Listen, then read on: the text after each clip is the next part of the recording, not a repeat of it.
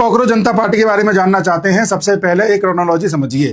3 मई को नीट का paper out होता है, युवाओं में गुस्सा होता है, गुस्सा होना भी चाहिए था।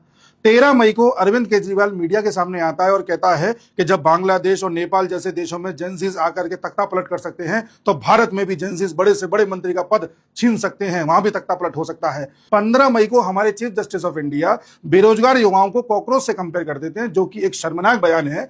और इसके बाद 16 मई को एक इंस्टाग्राम पेज बनता है कॉकरोच जनता पार्टी के नाम से।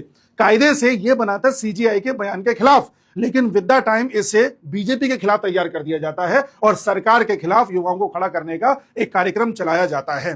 इसमें आम आदमी पार्टी, नीट का पेपर आउट होना, सीजीआई का बयान होना और लंबे समय से जेंजीज के प्रोटेस्ट को देख करके भारत में भी ऐसे प्रोटेस्ट कराने की योजना शामिल है। यानी कि ये ऑर्गेनिक नहीं है, सोची समझी साजिश है। इस पेज को चलाने वाले कई लोग हैं, जिनका एक एक करके मैं खुलासा करता हूं, ध्यान से सुनना। इस पेज को देखा जाए तो आम आदमी पार्टी का ही दूसरा पेज कह सकते हैं। इस पेज को चलाने वाला पहला व्यक्ति है अभिजीत दीपके, ये यूएस से इस पेज को चला रहा है।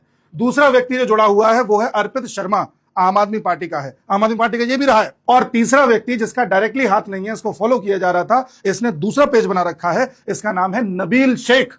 ये यूएई में रह रहा था और यूएई से यूएस से गया था, उस वक्त यूएस में था जब ये पेज बनाया जा रहा था। ये पेज वाले एक जने को और फॉलो कर रहे हैं जिसका नाम है मेघनाथ, जो न्यूज लॉन्ड्री से जुड़ा रहा है। और न्यूज लॉन्ड्री किस तरह से एंटी बीजेपी है, किस तरह से सरकार के खिलाफ रहता है, हम सब जानते हैं। यानी पूरा एक इकोसिस्टम तैयार किया गया। जैसे ही ये पेज तैयार हुआ, कई लेफ्टिस्ट पत्रकारों ने, कई पॉलिटिशियंस ने इस पेज को आगे बढ़ाना स्टार्ट किया, ठीक उसी तरह से जैसे नॉर्वे की पत्रकार हेले को सपोर्ट किया था इन लोगों ने।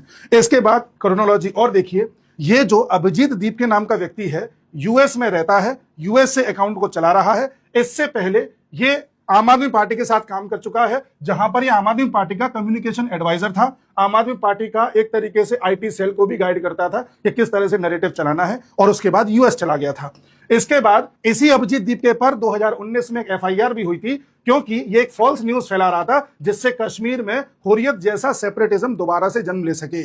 यानी कि अलगाववाद को बढ़ा रहा था, इसको लेकर के एफआईआर हुई है अभिजीत दीपके के ऊपर, जो इस समय कॉकरोच मूवमेंट को चला रहा है। इसलिए जो भी लोग इसकी बातों में आ रहे हैं, ध्यान रखना, आपको बीजेपी हटानी हटा दो, कोई दिक्कत नहीं है, चुनाव होते रहेंगे, हटा देना। लेकिन ये लोग जो देश तोड़ने की साजिश रच रहे हैं, देश में अलगाववाद फैलाने की साजिश रच रहे हैं, इनको आगे मत बढ़ने दो। ये कई लोगों का ब्रेन वॉश कर देंगे और पता भी नहीं चलेगा। उसी प्रकार से यही अभिजीत दीपके समय समय पर एनआरसी, सीएए, एनपीआर, इन सब का भी विरोध करता रहा है। अब आप अपने दिल से खुद पूछो, क्या हमारे देश में एनआरसी नहीं होना चाहिए? क्या सीएए नहीं होना चाहिए?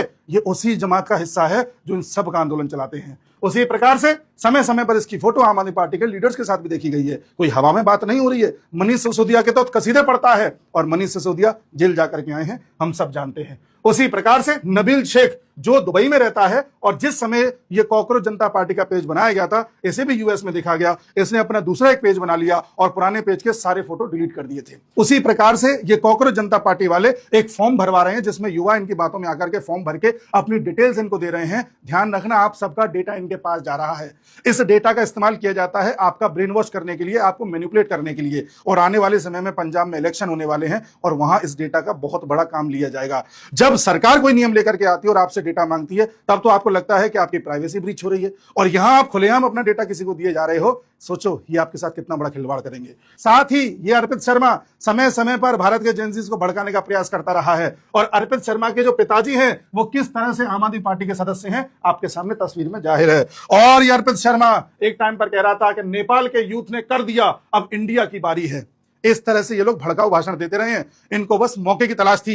इन्होंने नीट का पेपर आउट होना, सीजीआई का बयान, इन दोनों को कुछ इस तरह से मिलाया और बीजेपी पर अटैक कर दिया कि जो यूथ इन सब चीजों से अनभिज्ञ था, वो इनकी बातों में आ गया। उसी प्रकार से इन्होंने अपना मैनिफेस्टो जारी किया है। और मैनिफेस्टो की एक लाइन पढ़िए कि कोई भी एमएलए और एमपी अगर अपनी पार्टी छोड़ करके दूसरी पार्टी में जाता है, तो उसे हमेशा के लिए चुनाव लड़ने से प्रतिबंधित कर देना चाहिए। निशाना राघव चड्ढा पर। आम आदमी पार्टी किस तरह से अपनी मैनिफेस्टो के जरिए, जो कॉकरोच जनता पार्टी बना करके पेश कर रही है, किस तरह से लोगों को साध रही है।